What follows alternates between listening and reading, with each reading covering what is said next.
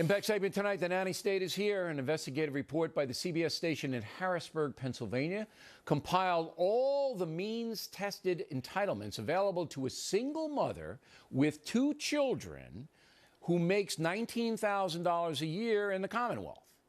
All told, that single mom could get close to $82,000 in free government assistance from the feds in the state. Joining us now from Harrisburg, reporter Chris Papst, who put together the story. Let's start with the $15,000 in free daycare. Who pays for that?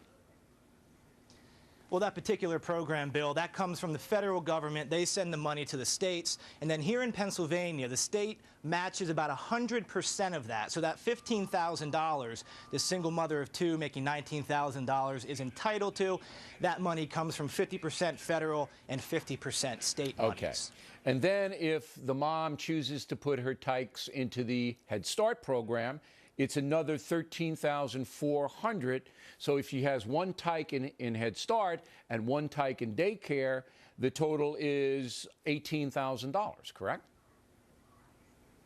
It's a massive amount of money. Now, if you talk to the people that are administering these programs, you talk to the politicians that set the programs up and advocate for them, they have good reasons for why these programs should exist and why people need them. The child care, for example, the argument is that if a mother cannot afford child care, therefore she can't work. If the taxpayer subsidizes that child care, the mother can get a job. Eventually, she can make enough money to no longer have to have that child care. The theory is, look, none of this theory is bad. It's just a matter of bankrupting the nation. $6,500 for weatherization projects. What's that? So if somebody has a home, they can apply to the state to have the state come in and make their home more efficient for energy. They can get insulation. They can get a new roof and things to that nature, up to $6,500. Okay. Yes, so absolutely free. The single mom and she has got the roof doesn't work well, or the windows needed to be caulked or whatever, state will come in, do it up to the tune of $6,500, which is a lot of money. I mean, you know, a lot of people would have to. All right, they'll also pay for the phones. They'll pay for your cell phone up to $480 a year. $230 for a landline. So if you're under a certain income and in the those programs are. Who pays for that? State or feds? I'm sorry? Who pays for that? Which state one? Or feds? The phones.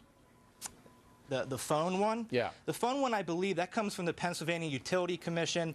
That, I believe, starts in the federal government, again comes down to the state government, and then they disperse it to the people who need it most. All right.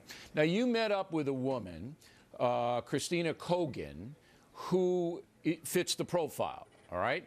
And here's some tape on her. Go. If you're going to get something for free, are you going to work for it? And it kind of like sucks you in. They feel like they're hopeless. They feel like they have no alternative. The welfare system sucks you in. Yeah. And it's hard to get out of it. Yes. So even though Christina's taking money, she knows that the motivation to go up with $80,000 staring you in the face isn't that much, right? She was a very enlightening person to talk to. It took us a long time to find her. We actually found her in a church. We couldn't get anybody actually from the system, from the state or the county system to talk to us.